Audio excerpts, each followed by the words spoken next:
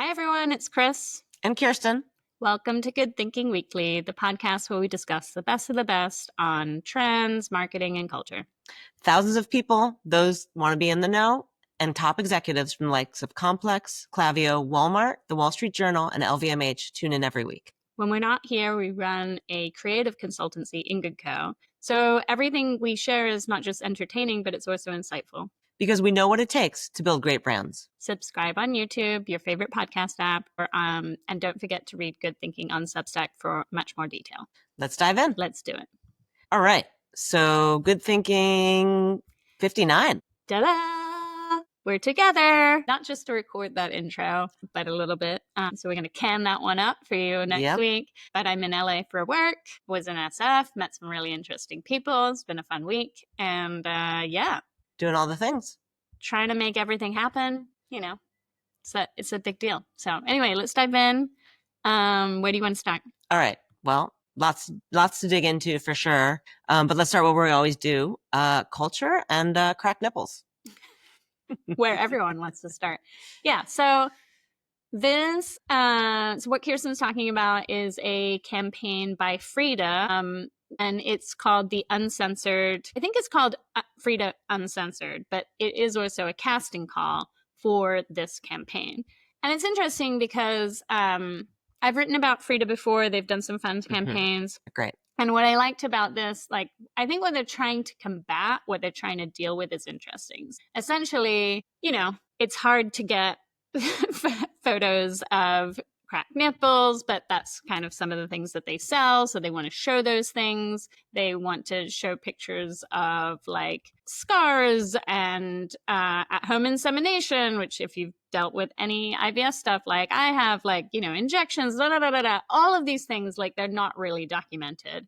Not only are they not documented, but they're frequently censored. So, as we've talked about with swell and seed and all of those things, breastfeeding women, which I feel is a basic, not who is offended by this type of thing, are also not allowed to be on billboards. And Frida comes into this situation a lot. So they're having this really interesting casting call, and they're going to use the images, not as I think a visual repertoire for the brand, but also eventually for a campaign. So I think it's really interesting. It's bringing up a lot of issues that I think a lot of women deal with and talk about. And, yeah, it's an interesting problem. Yeah, I mean, it's interesting for their brand and how they're positioning and getting more and more into kind of the uncomfortable and the whisper conversation. And they're kind of being one of the brands leading the way to pull that out, which I am 100% here for and think it's a great move and a brave move. I love the idea of it. I actually, once kind of you shared this, I was like, oh yeah, I saw some of that at South by. There were kind of some posters and things like that. But I didn't connect the two of what they were actually, there were wheat pastings and there were just smaller printouts, et cetera, around it. But I didn't connect the two in kind of this larger campaign and the impact that they're trying to actually have in the casting call. And I think there's opportunity for that to really make not just the campaign that they're going to do, but the casting call itself kind of part of that real intrigue and women kind of banding together and everyone banding together to kind of get out of these whisper conversations. Yeah, I definitely think that it's one of the things that I find is that I like the idea that they're using the casting, they're making a campaign around the casting call, and then eventually there's going to be another campaign. But I do think there's a lot of leaps for consumers to take as experiencing that campaign. So I think that's the one thing that's it is challenging. But I think it's a really important conversation, and I think we're going to see some fun campaigns come out of it. So. Yeah. And I think one other thing about Frida that we talk a lot about just in general with brands is you can see their strategy. You can see where they're going from kind of the last campaign that we talked about to this campaign. It's obviously in their strategy, in their brand DNA, in their values, and its consistency across, though a completely different campaign than the snot sucking one. Yeah. I think it's definitely in line, I think, with where I see parenting, specifically moms, I would say parenting going, where it's just a lot less it's even with the gentle parenting stuff that it was so big. I think now there's just also more of hey, was also okay, these other things are okay. And it's a little bit taking the shine off parenting a little bit. And I think that's really relevant. So yeah, I liked it. Yeah, here for it.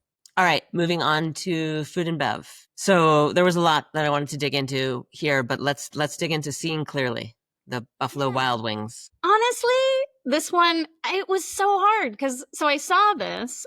So what she's talking about is that Buffalo Wild Wings for March Madness, which is obviously like, if you're a wing brand, fairly big, like is essentially, you know, like Christmas.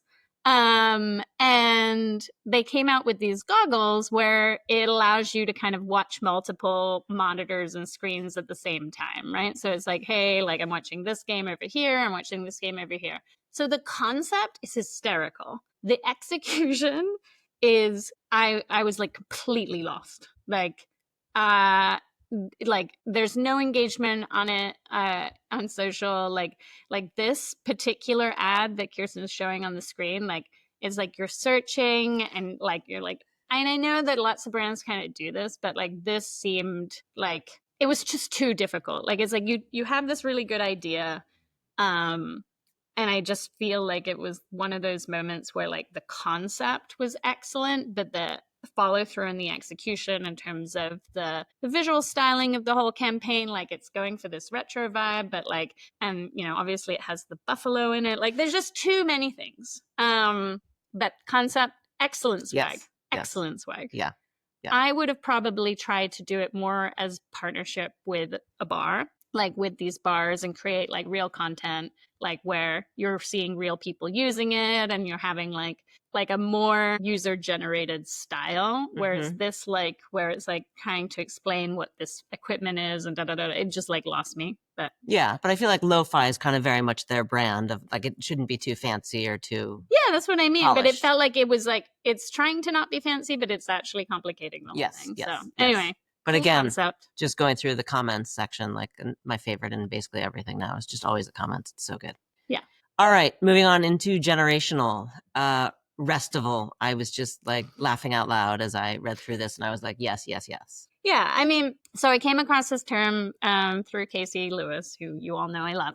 And she was kind of like laughing at this whole concept of like, you know, is it? And the thing that gets me is that, and this wasn't, I'm not going to put words in her mouth about why she was laughing at it. But my interpretation is like, okay, like this whole clickbait thing is like, obviously this is what it is. And everybody kind of like hates on Gen Z and like wants to like make them seem lazy or like wants to make them like seem like they want all these other things. And it's like, guys, like, okay, it's not that Gen Z wants a Restival. Like that's not what's happening here. People are in like concert tickets are a blood sport. Right. Nobody's enjoying that. The cost of them are insane. It's insane. It's insane. Yeah. Even like I was giving the example like of this amazing Beyonce thing where like people are going into it and talking about she's releasing another brand. And they were like, in the comment section is like, it's too soon. I just finished like fighting and also giving my first like child and like my mortgage my down payment on a house to your concert. So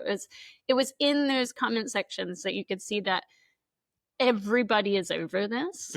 So that industry in general, and I think it's, you know, I do think there's much more, and like everybody's into like that I know is like trying to go to the Backstreet Boys. Like I think that people are, these tours are working and they're interesting, and the fact that everybody has an outfit and a like a costume now 100%. Is like a whole new thing. So I do think it's an interesting time for concert going, but I think that concert going is in this dangerous place where I don't think that they quite realize that the sentiment is shifting.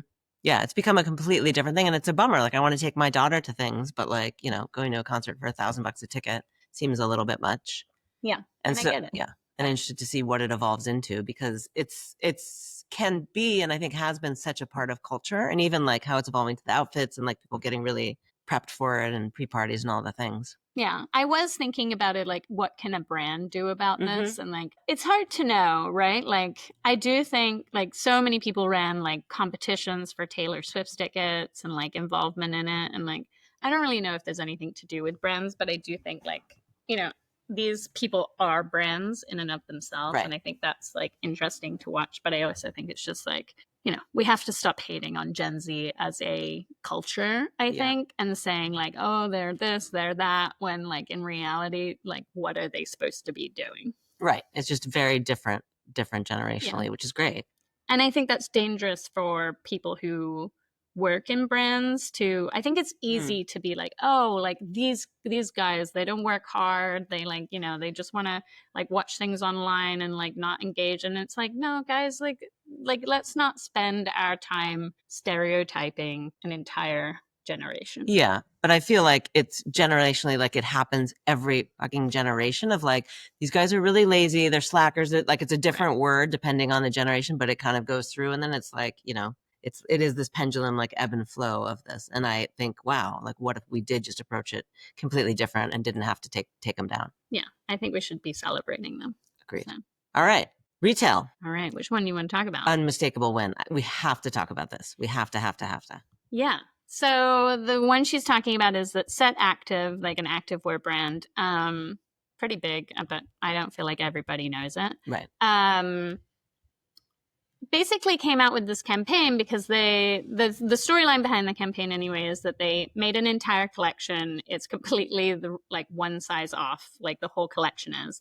And they made this kind of like bloopers inspired campaign where like spilled milk and the teasers were really good, like cracked iPhones and spilled coffees, and like they made a whole thing out of it. And the thing that's interesting to me is that actually in retail, like size errors are quite common. So there was really no reason to like have this campaign because like this is pretty common, but they made the most out of it and they kind of shine a light on something that bothers people, and they know it bothers people.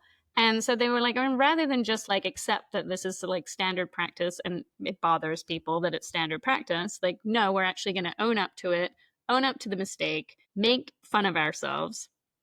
And in the process, they endear people to the brand. And I think it's also interesting, just to kind of, before you jump in with it, but like so many people love this campaign and everyone's like, oh, is this just a campaign for marketers? You know, like people talk about with making ads for con like awards. Right. Is that all this is? And I'm like, I don't know. I would disagree with that kind of sentiment. I don't think that this is a campaign for marketers to just love on, but I also don't think there's anything wrong with that. Because it's not inauthentic. And like I think when you make a campaign for awards and it's like, oh, we're just like pulling on heartstrings to pull on heartstrings, and like you're not really adding, like this is adding to the conversation around the brand. And so I think it's fine if like it's being picked up and being popular. Totally. I'd much rather see that where they're leaning into vulnerability and a mistake that they made, and they're being really honest and upfront about it and leading with that, versus I think there's a ton of ads and campaigns that are made that are just for to win the accolades and the awards versus to really get the message across or connect to the brand. And I'm so here for any brand that has the bravery, the vulnerability, and the confidence to lean into something that went wrong and not just like hide it, put it in the shadows, but really lead with it and talk about it. Because then I think you're really developing a relationship with that brand. You're not just like, okay, well, that's cool, I have this awareness because people are talking about it, but you have more of an emotional connection with that brand, just like you would a human. Yeah, it definitely made me like them more, which I think is really like kind of the essence of brand marketing. Like it's like, okay, like you want people to think of you and think of you in a positive way. And I think it accomplishes that. So for me, like, and it looked cool, it was funny. Like if you can make fun of yourself and have a good time while you're doing all of these things and you can make it look nice, top mark. Yeah, and they did it. It's a really good point. They did it in a really elevated way. Like it wasn't a cheesy. It wasn't like a done in a basement kind of way. It was done in a very elevated way. The photography, well done. Yeah, I was into it. All right, tech and vibe marketing. Give us the download. Yeah. So while you were at South by, yes. There was, and this is something that people were talking about on it, is that there was another conference going on in Vegas that was like an AI conference. And so people were saying like, oh, like I wonder how that affects things with South by, because actually like South by often is like a place where like a lot of tech companies kind of like launch. Anyway, that's a different conversation. But at this conference, these two words, vibe coding, were like on everyone's lips. And I can give you a little primer on what vibe coding is, please. But I think where we're going with it and talking about vibe marketing is more relevant to our people. But essentially, like what it's saying is that as we come into this place of AI and especially agents, Mm-hmm. you know, an ability for one single person really like to kind of just get in the zone and be like, I want to make something and I'm going to make it today. And they just kind of like trying things and like, it's like, okay, like my goal is this, start helping me to make it. And so people are and my interpretation of what vibe coding is that like before it was like you would try something, it would be broken, you're like just kind of like really shuffling back and forth and it's very like technical. And now it's more like, hey, I have this big vision, this goal, and you start from there and then you just start like iterating and it's helping you to iterate and the tech is kind of working with you and you're flowing and you're making, and then at the end of the day you like come out with this product. Mm-hmm. But you didn't have to involve tons of people in it, you didn't have to like do it's like you're running on vibes. Mm-hmm. You know, like it's just like, okay, this is working, like this is what's not working. You can be more conversational in your sort of coding and it's more free flow and it's really just coming from one single person's perspective versus like, hey, I'm trying to code this and then you bring in this other person who works on the UX and like da da da da da and it's all like kind of like overthought. And Andrew Chan, who I really enjoy reading, he works in sort of venture capital. He was talking, like explaining what vibe coding is and like doing all of that. But then he was also mentioning that like essentially like this is coming for marketing.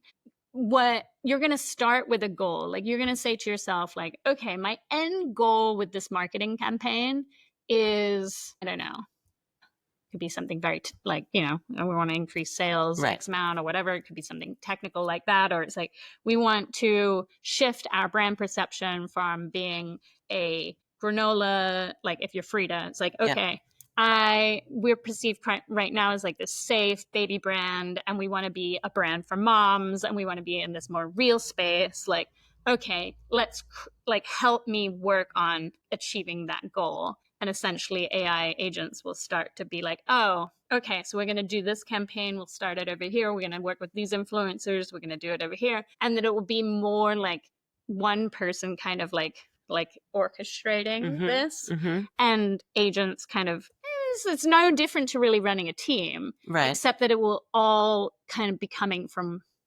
one person. So it'll be more flowy. Right. But it sounds like it's moving towards a better place of like having the end goal and the end vision versus like just iterating and like, maybe it's this direction, maybe it's this direction. Like there's kind of a clear direction to go. And then it's the parts and pieces to get there versus the parts and pieces to get there and then ending in like, oh, is this where we want to go? It's adjusting. I think the interesting thing is, and if you've worked in any brand marketing at all, you know, not to criticize too many clients, but like it is pretty common as an agency to have the goalposts be moved. Like it'll be like, we want to do a brand awareness campaign, right? Okay, great. And then at the end of the day, it's like, oh, we really wanted sales to do this, this, and this, and this, and this. And it's like, well, did you want it to do that or did you want a brand awareness campaign? Because those two things are different, right? So what will be interesting in this like vibe marketing is if you're constantly shifting the goalposts for it, it'll keep changing it for you. But in a similar way to human beings, like when you do that, things get messier, the ideas get diluted, the essence of the campaign gets crazier and murkier. So it will be interesting to sort of see if this actually ends up helping teams or if brands just kind of get lost because they give away their kind of agency, not like literally the agency, but also the agency over these campaigns to something that like it's just going to do whatever you tell it to do. So it doesn't know how to read the room. It doesn't need to know that like, oh, this person looks like they don't really agree with what this person is saying, and like that is, it's going to be challenging. So what do you think that brands need to do right now in prepping for that? Yeah, I mean, I think in general, like one of the things that I think a lot about is that in AI, in a world of AI, the clarity that you have on your brand is going to make the biggest, like you need to know why people are going to fall in love with you, why you want them to fall in love with you more than ever, because you're going to be doing a lot of brand awareness campaigns to make sure that when they're given these decisions and like fed things that they know who you are and that you are ultimately influencing their decision. But it's going to matter more and more, like, especially with this. If you don't know where you're trying to go and you are constantly changing that, or your team of one, right? Like, it's even worse because, like, as we know, like, it's like, hey, if you only have a team of one, then whose vision are we following? Like, it's going to be like, there's no checks and balances there. So I do think, like, while there will be an efficiency and a cost savings to everything ultimately, the danger becomes A, that everybody can do it, and B, that you really lose who you are if you don't know who you want to be. Right, totally, because it's all about what you're directing it to do, and you've got to know your brand and know your values and know where you want to go. Yeah, that's interesting, and I totally agree that it's going to become that much more important for brands to have that really dialed in. Yeah, but I think, I think there's going to be a lot of really great stuff coming out of AI. Like, we were recently had lunch yesterday with somebody who was telling me about an AI company that can really, really quickly, like, pull thousands and thousands of sentiments from Substack to, like, and generally speaking, like, we can always have done that, but it's just very slow. Like, this can happen in like a few seconds. And you can kind of test the sort of, where do people really, like, what are they really saying about you? And like, and that allows you to figure out, like, oh, actually, like, what we really need to change isn't what we thought we needed to change. And so I think that will be positive, and I think that will play into vibe marketing of like as we're doing these campaigns and we're seeing, like, this isn't really working, like, if the sentiment isn't changing in the direction we want, you will be able to shift things, but it gets complicated. Yeah, right? totally. Yeah, it feels like the mirror is getting really, really magnified. Yeah, and the pace at which you'll be able to move is fast. So when you move fast, you tend to break things. Oh, fair enough. It's true. All right, sport. Thought this was so interesting. So, set meal. Yeah. Food as sports medicine. Yeah, so this player, Hugo Humbert, I would guess his name is his French. He was interviewed, and he said that rather than hiring a coach during his time playing at Indian Wells, he hired a chef because the US food hurts his stomach. And of course, like, the comment section is like, it's interesting, like, there's a lot of Europeans in there who are like, God, like, all us Europeans are so snobby. And then most of the Americans in there, or my interpretation of the Americans, are like, no, he's right. Like, this is 100% accurate. Right.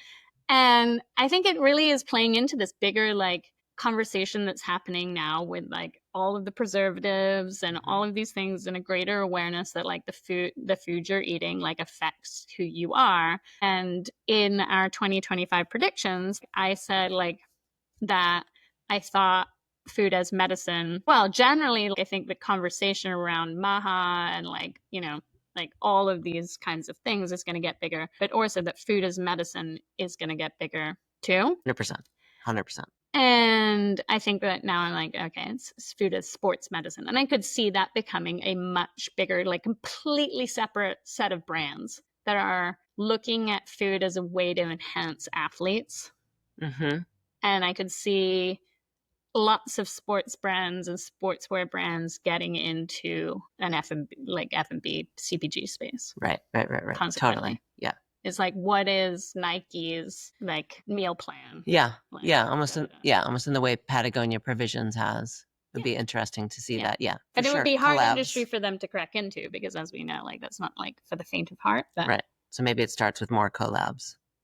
Yeah. Or I think it could be a great brand that comes out that then these brands collab with.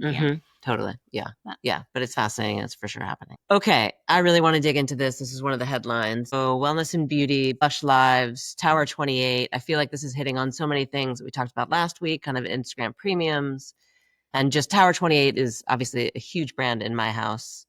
With my 10-year-old daughter. Yeah. So if you're not familiar with Tower 28, I think probably most people listening here are, but it's I would say, clean-ish beauty brand. They particularly want to be known for being a brand for people who have sensitive skin. And so that was what was, like, really intriguing to me about the interview that Brand Baby did, is when they brought up, like, why are they doing this campaign? So they have this campaign called The Blush Lives of Sensitive Girls that is a comedy series for made for Instagram, TikTok, / and like all the episodes are about like, you know, they hired a comedian, like it's well done, like it's campy for sure, but it's, you know, it's a vibe, and it plays into kind of this, in, you know, if you asked somebody to make a show like a year ago, they would have been like, no, that won't work on TikTok. But, you know, Alexis Bitars showed us that like works perfectly, and like I think people have really been leaning into it, and I think that this is where this is going. But what I liked about it is, you know, when you have a clear position like that, like we want to be known as the brand to get like for sensitive skin, like that could get really boring, like as a position. But then they looked at it as a way to, they know what they want to be synonymous with the term sensitive, but you don't become synonymous by being boring. And so then they're doing fun things with that. And I think that makes things extremely clear. And I relate it back to, which we haven't talked about at the top of this, the little thing. Maybe important. We should talk about it. I think it's important, because I think to me that contrast was like, yes. And I think it's just so important and helpful for a brand and, you know, clients and executives to really understand that's really the difference. It's just such a poignant example. Yeah. So at the top of the letter,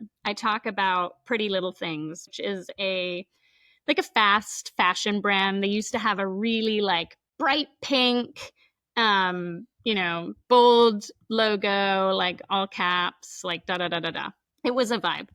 And overnight, they woke up one day, it seems, and they were like, oh, okay, we're going to grow up, right? So this is the earlier, you can see these pink like backdrops. The clothes are like, you know. So what we're showing, if you're not watching the video portion, we're just showing an article from The Cut that has kind of some of the images. Yeah. And so you can see these step and repeats, and it's like bright pink with like, it's, I don't want to use the word trashy, but like it's a vibe. It's more trashy. And, but this brand appeals to a lot of people, and like, so like that's great. And then they woke up one day and they were like, okay, we don't want to be that anymore. We want to be sophisticated elder. And so they rebranded to this maroon. They have this like very serify, wispy, like, you know, I don't know, it looks like a book title logo. And what I struggled with this rebrand is that like you don't pivot like this without getting people there first. So like to me, I always talk about in terms of rebranding and repositioning is that you need to be taking actions all the way up. And then a year in, you can do this pivot and it's like, oh yeah, this makes so much sense. Yeah. And people are into it and they're excited about the rebrand and it all kind of comes together. And you could have been slowly moving there, you know, like with the collections, with the campaign, with the, you know, with the photography, like you can be moving in this direction and know that that's where you want to go, but you can't just do a hard pivot. And then everyone's like, the clothes haven't changed. Nothing about the brand has changed except how you're telling us to perceive the brand has changed. And we don't perceive the change. Because you didn't take us along with you. Yes. And so I think like with Tower 28, like it's like, okay, like we are very clear on where we want to become synonymous with sensitive. We're not synonymous with sensitive yet. So we're going to create all of these different campaigns that focus on sensitive in an interesting way, relevant to our consumer who may not be that interested in sensitive skin to begin with because they're just buying it because it's cute. And we need them to know why they're buying it over other things. Like ultimately with your daughter, like she probably does not know yet that Tower 28 is for sensitive skin, 100%, right? No. But and so when she comes face to face with a decision of like another cute brand, right? She's just going to like switch because she doesn't know the difference between the two of them. So this effort that they're making makes a lot of sense because it will eventually create more loyalty because it's like, oh, I have sensitive skin actually, so I know that this brand is better for me. But no one wants to talk about features and benefits. So I really like this campaign because it gets into the features and benefits and like without getting into the features and benefits and moves them towards their positioning actively. Right. Like getting them there. Right. It's like, if you were just to say like, we're a brand for sensitive skin, it's like, okay, like that's not interesting. Right. Totally. And I just think it's rebrand after rebrand after rebrand. Like nobody cares that like, hey, we changed our logo and we did like, nobody cares. Show them through action and like do the things that people that are taking people along the ride and along the journey, and then have them get there with you to be like, yeah, they're for sensitive skin. I dig this. Like everything that they're doing, that makes total sense. Right. And then they can tell their friends about it. Mm-hmm. And they're much more likely to versus like, oh, did you hear? You know, Jaguar just changed its logo. Right. And Jaguar brought up at the beginning of the letter because I was drove in my first Waymo this week. How was that? It was actually great. Yeah. Like I, you know, like apparently it's way more popular than Uber in SF because like, you know, the cars are nicer and like there's a lot of reasons. Like, there's a lot of reasons. And when I saw that it was Jaguar, I was like, oh, well, that makes me think that Jaguar's onto something instead of making me be like, we're onto something, you know? Right. Like, right. I think that's it, is like, if you tell people like that, then they're like, oh my God, you're not onto something. Meanwhile, they could have like done something more with the awareness around the fact that they're working with Waymo and that they're the, like, why are they the car that Waymo chose? Like, probably not an accident. Right. And you could have done something with that and like taken us on this journey. And then when you rebranded and you're like this brand of the future, it's like, oh, well, they've been the brand of the future for ages. Totally. Yeah, that's such a good point. And just take us along the journey. Don't tell us about your rebrand, because that in and of itself, nobody cares. Yeah, especially if it's going to be a big pivot. Yes. All right, travel. All right, which one you want to talk about? I mean, I'm such a fan of, well, we both are, of hotel bars, but I think really the crafted travels. I think souvenir space. I'm passionate about this space. Yeah, so I love, if you're in the hospitality space or particularly interested in it, I highly recommend reading The Stanza. She is also actually, she's American, but she is based in Milan. So I have some synergies with her. Yeah. And she writes all about the hospitality industry. And what we're talking about is that Amex came out with this report that said that half of millennials and Gen Z, in particular, travel on purpose to find high quality local goods. So like local designers, what was it? Home products, like all of these things. And I don't think this is rocket science, like honestly, but like good evidence. But one of the things that it made me think about is that when I go to the airport or I'm in a city, like it's like, how are we still like got the I love New York souvenir shops? And when you go into the airport and it's just full of like tchotchkes and all of these things, like that is a space that is ripe for disruption. But I also think it's an opportunity. Soho House kind of does this with their guides that they've done with the in partnership with that luggage brand. Oh You know what I'm talking about? Yeah. Can't remember the luggage brand, but here's yeah. episode 488 of I can't remember the name of it.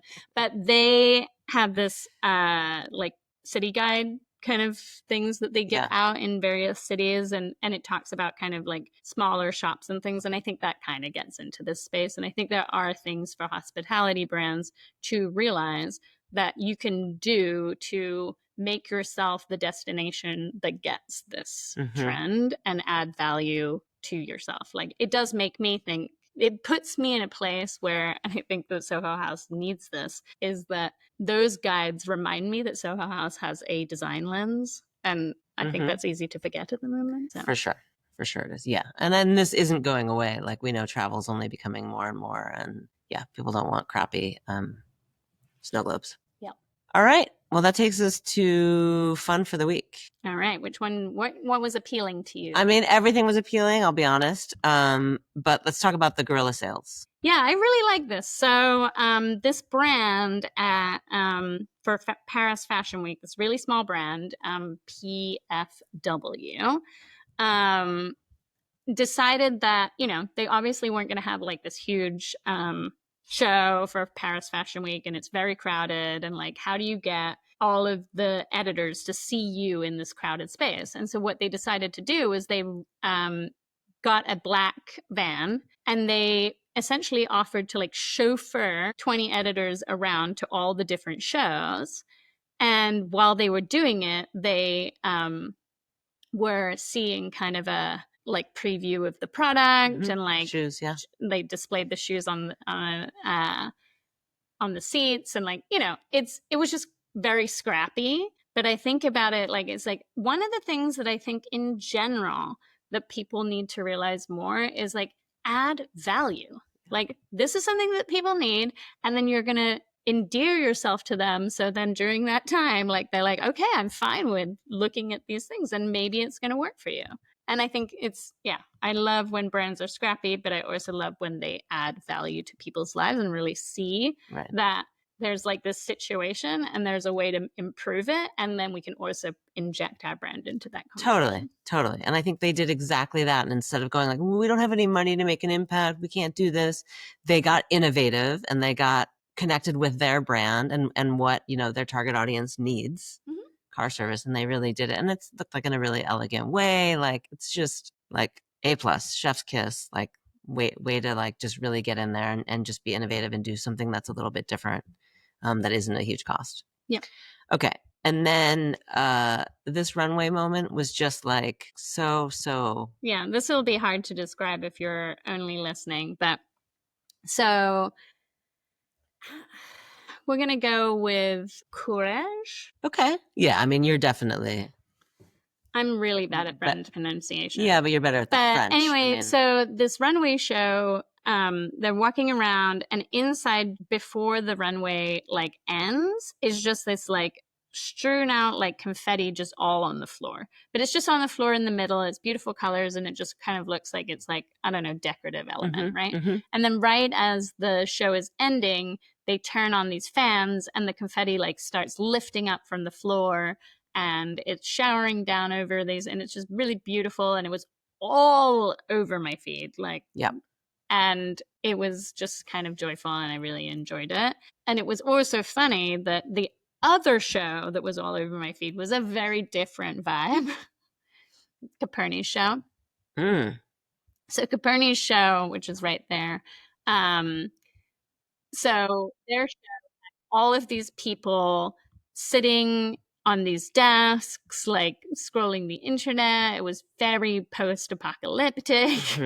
And I think that it's like these two things I think are quite representative of like how people are behaving right now. I think there's a lot of doom and gloom around AI, a lot of anti-AI, and not that this was necessarily like, there's a lot of interest in dystopia, like a lot of brands like kind of playing in that space. And then I think there's also a general need and hope for slightly more optimism, which is represented in the other one. Totally. I mean, it's such a contrast. It's such a contrast. And it's cool. Like, I like how these are fundamental. They're both fundamental fashion shows. Like, they're doing what they need to do. They're getting the clothes down the runway for editors to see, but they're adding in like their point of view and their art direction and their props and parts and pieces to like further reflect the collection. But I also think they know what works on social, and like the like Coperni in general is extremely good at like getting buzz.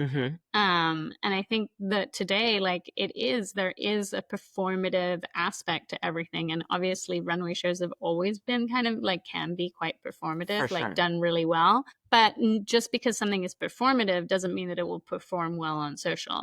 And it is a different lens. Right. For sure. Poppy. All right.